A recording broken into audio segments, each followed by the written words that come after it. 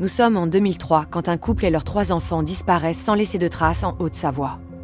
Sans cadavre, les enquêteurs penchent d'abord vers une fuite à l'étranger, pour échapper à de possibles dettes. Mais les progrès technologiques orientent l'investigation vers une piste bien plus funeste, celle d'un complot mortel.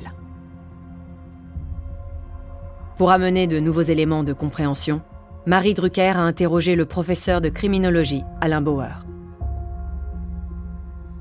Bienvenue dans Au bout de l'enquête, l'affaire Flactif, épisode bonus.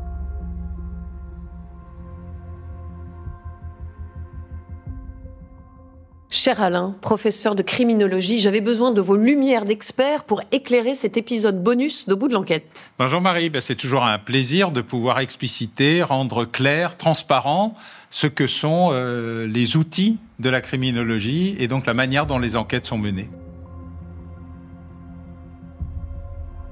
La découverte du sang par les experts scientifiques marque donc un tournant dans l'enquête. Grâce au Blue Star, ils sont désormais sûrs que la famille n'a pas disparu volontairement.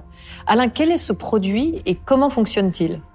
Alors le Blue Star, c'est un révélateur, un peu comme dans la photographie. Ça permet de révéler des traces de sang, même extrêmement ténues, même quand on a fait le ménage à fond, même quand on a tout nettoyé à l'eau de Javel.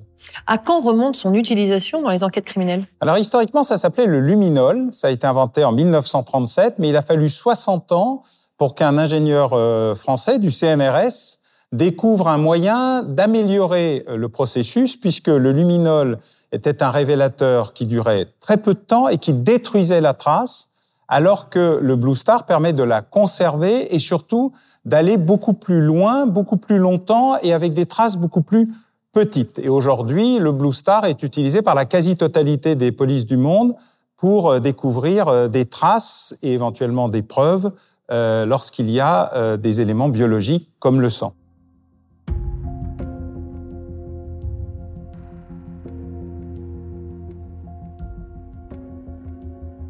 Stéphane et Isabelle Aremza ont donc imaginé et planifié avec le couple Otia la disparition de la famille Flactif.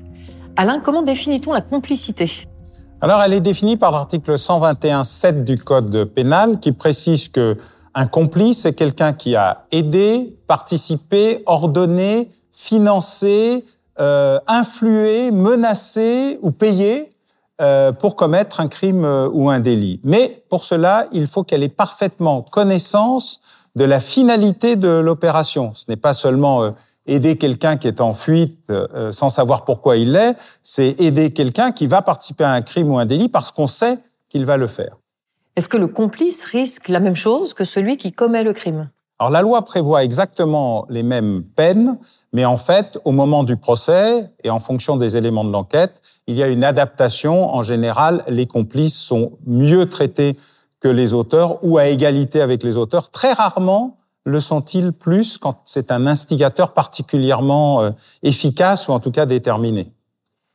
Merci Alain de nous avoir aidé à mieux comprendre les dessous de cette affaire. Je vous donne rendez-vous bientôt pour un nouvel épisode bonus d'Au bout de l'enquête. Oui Marie, merci et à très bientôt. Vous venez d'écouter l'épisode bonus d'Au bout de l'enquête consacré à l'affaire Flactif. Si vous avez aimé ce podcast, vous pouvez vous abonner sur votre plateforme de podcast préférée et suivre Initial Studio sur les réseaux sociaux. Au bout de l'enquête est un podcast coproduit par Initial Studio, Enibas Productions et France Télévisions, adapté de l'émission audiovisuelle éponyme produite par Enibas Productions et France Télévisions. Vous pouvez retrouver l'émission Au bout de l'enquête sur France 2 ou en replay sur France.tv. Production exécutive du podcast, Initial Studio. Production éditoriale, Sarah Koskiewicz et Astrid Verdun, assistées de Marie Agassan et Cypriane Ligère. Production éditoriale, Sarah Koskiewicz et Astrid Verdun. Montage, Joanna Lalonde. Avec la voix de Julie Drey.